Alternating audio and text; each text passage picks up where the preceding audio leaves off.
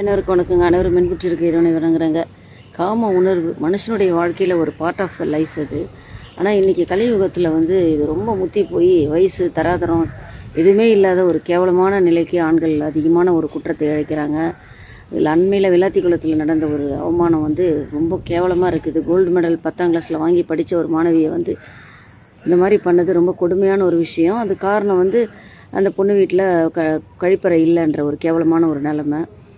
Central government இதுக்காக மானியெல்லாம் கொடுத்து கட்ட சொல்கிறாங்க. ஆனால் கூட நம்ம ஆளுங்க இன்னும் கூட அந்த அவேர்னஸ் வராமல் 4 செவரை கட்டிட்டு அதுக்கு காசை வாங்கிடுறாங்க. ஒரு வீட்டில் பெண்கள் பாதுகாப்பாக இருக்கணுன்ற ஒரு உணர்வு கூட இல்லாமல் பெண் குழந்தைங்களை பற்றி என்ன பிரயோஜனம்?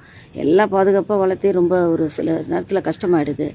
இவங்க இந்த முள்ளுக்காட்டுக்குள்ளே தனியாக அமைச்சிருக்காங்க. கூட யாருமே போகலை. ரொம்ப அவமானமாக இருக்குது இந்த மாதிரி செயல்கள்லாம் நினச்சா. இதுக்கெல்லாம் கடுமையான சட்டம் வந்தால் தான் இந்த நாடு உருப்படன்றது தெரிஞ்சு கூட இன்னும் சட்டத்தை கடுமையாகலை. என்ன செய்ய முடியும்? பெண்கள் மேலே முதல்ல சதப்பொருளாக நினைக்கிற ஒரு புத்தி மாற்றணும்.